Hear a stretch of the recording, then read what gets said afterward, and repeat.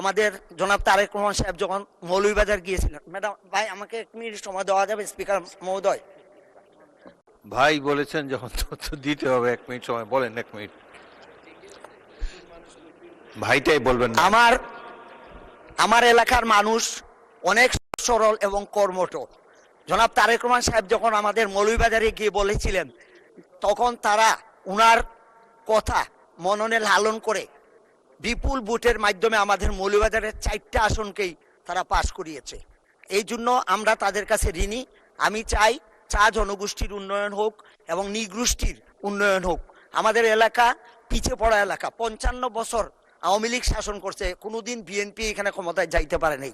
সেই জন্য আমি আশা করব উন্নয়ন থেকে আমরা অনেক পিছিয়ে, আমাদের রাস্তাঘাট কোনো কিছু নাই বললেই চলে। এই এক ব্যক্তির শাসনের কারণে আমাদের এলাকায় উন্নয়ন হয় নাই। মাননীয় স্পিকার, আপনাকে অশেষ ধন্যবাদ। আমি আমার বক্তব্য এখানে শেষ করছি। আসসালামু আলাইকুম।